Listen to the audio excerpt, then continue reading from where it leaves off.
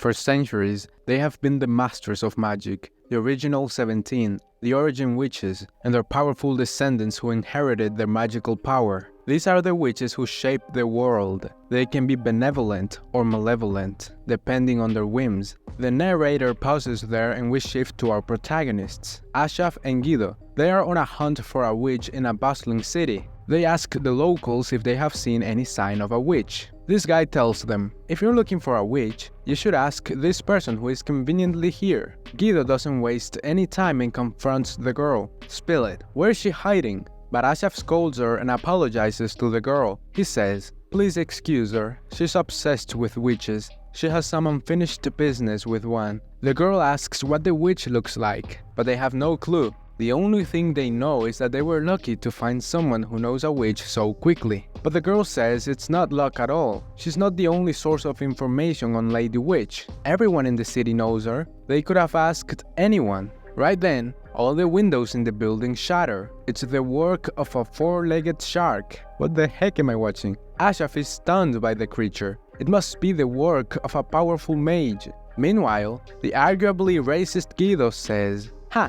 These witches are already showing their true colors," but the girl from before tells her that's not the handiwork of the witch they're after. Then we see Lady Witch herself. It seems like she was buying groceries, but now she's geared up for battle. Using some power that looks dope as hell, she defeats the shark and out comes a man. Ashraf realizes she's quite the celebrity. The girl from before says she's the hero of their city. He tells her she seems happy to say that, and she replies that of course a student would be happy to see their mistress succeed. Then she says she'll head over first to introduce them. Ashraf is glad that they didn't waste time searching for her. He tells Guido, listen, our mission is priority. No rash actions, got it?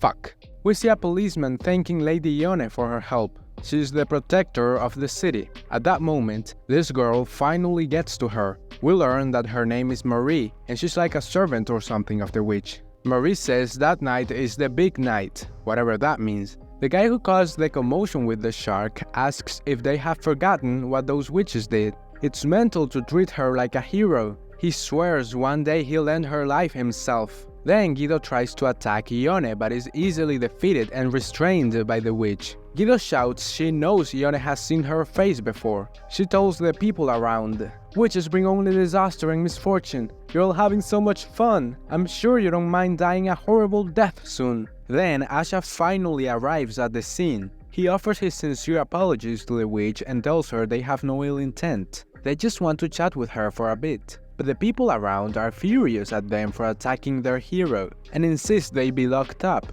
Therefore, Ashraf chooses to retreat and put off their talk to another occasion. He uses some strange power and they both vanish. During that whole exchange, the witch just had a creepy-ass smile on her face. What if that racist girl was onto something? That witch looks evil. Later, Ashraf and Guido show up at the witch's house. Ashraf is reading a pamphlet that says that about 400 years ago, a wicked witch cast a curse on the city, turning it into a doomed land consumed by hellfire. But the evil witch was defeated and the curse was sealed. That castle is where the curse is said to be sealed, as well as being the current home of that witch. Then a bunch of girls show up at the castle. It seems there's a party that night for some anniversary. That's when Marie pops up and welcomes the girls. But then she spots them and asks what they are doing there. There's no chance she's letting bad people like them near her master. Guido tells her all witches are nuts. Why would she get so worked up defending one? Does she have a crush on her or something? Marie says that in the past, that city treated witches horribly because of the evil witch. Ione grieved over that and devoted everything to aiding the city. She protected it using magic, saving many people in the process, including her. After years of struggle, she finally ended discrimination against witches. She won't let her near anyone who insults her just because she's a witch. Ashraf says that was quite touching, but he wouldn't advise believing everything she hears. He refers to the story of that sealed hellfire. A witch's curse is never something that can just be sealed. So if it really has been sealed, that means it is something other than a curse, which sparks some intriguing questions. All he's saying is that just as Marie doesn't trust them, she shouldn't place too much trust in Ione either. But she tells him to stop speaking as if her mistress is scheming some wicked plan. They better scram now. but Ashraf asks one final thing. What's this anniversary thing? Marie says the witch is the only one who knows. That's sketchy as fuck. When Marie leaves, Guido says they'll have to force their way in after all, but he tells her he's found something he needs to investigate, so they will head back to their hotel. It is a witch they're dealing with. Better be safe than sorry. A bit later, we see Ashraf figuring something out. He says it's as he expected.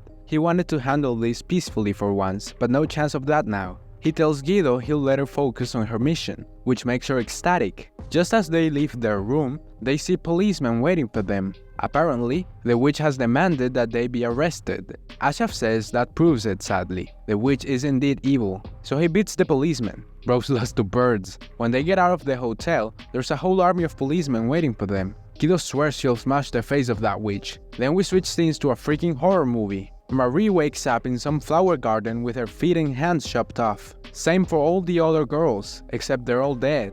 Yon says they're just becoming keys for her to release the hellfire that sleeps in the city. She says that the evil witch who once cursed that city was her grandmother, but as it turns out, she wasn't an evil witch. She sealed away the blaze and saved the city. The cause of the fire remains a mystery, but witches got blamed for all disasters back then. Because of that, her heroic grandmother was slain, and she herself has survived numerous attempts on her life. She says that that day, exactly 417 years since the seal was put in place, is the one day its power weakens. She spent 120 years waiting for that day. Then the first lock breaks and a part of the city explodes, burning many people. Right then, Guido enters from the roof, determined to slay the witch, but she's quickly neutralized. Then she attacks again, and she's neutralized again. Damn, she's all talk, she weak as fuck.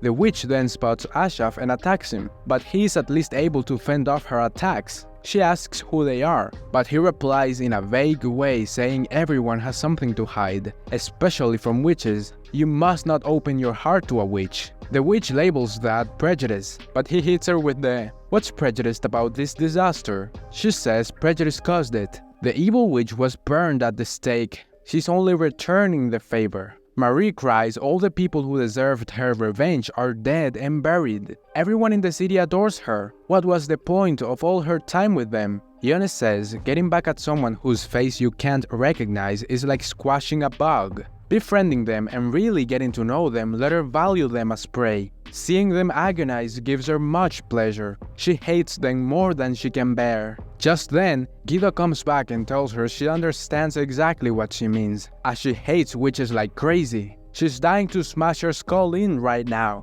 but she hasn't replied yet. Does she recognize her, or the mark on her neck? Yona realizes she wants to break a witch's curse. However, a witch's curse, once cast, is so hard to lift that it's become known as the eternal malediction. There are only two ways to break one. First, a sincere kiss from your lover in pure mutual love. Second, if the hateful witch has a change of heart and lifts the curse. But Ione is not the witch she's after, so she can't lift her curse. You wasted your time, Ione says as she burns Guido. But Guido is unharmed by the fire and charges the witch once more. It doesn't end well. That's when Ashraf says you don't need to be the witch who cast the curse to lift it. There are more than two ways to break a curse. The third one is to kiss a witch. What kinda ass condition is that? I ain't complaining though. Why'd she close her eyes? Doesn't she hate her? That's kinda sus. Then Ashraf absorbs her curse or something into the coffin he carries around. And out of it comes this guy. Ione is terrified of him. She wonders if this is Guido's true self. Ashraf calls him Guido and tells him he hopes he's not too rusty. Ione attacks him with all she has, but none of it affects this monster. Ashraf says Guido is the most beautiful and most horrifying of creatures, and the witch's greatest and only natural enemy. And Guido proves it by destroying Ione's innards with a punch. She's done for. Guido then falls to the ground, and Ashraf carries female Guido towards the monstrous Guido, and then female Guido is conscious again. What is going on? My mind is being fucked right now. Our two protagonists chat about how the kiss method can break the curse, but not for good. For a more lasting solution, they really need to track down the witch that cursed her. We didn't see Marie and all the girls. They're all healed and fine now somehow. In a swift flashback, we see that she asked the heroes who they were, and they replied bringing witches back to the Order of Magical Resonance is their job. It handles all sorts of magic-related trouble, an occult organization of magic by magic for magic.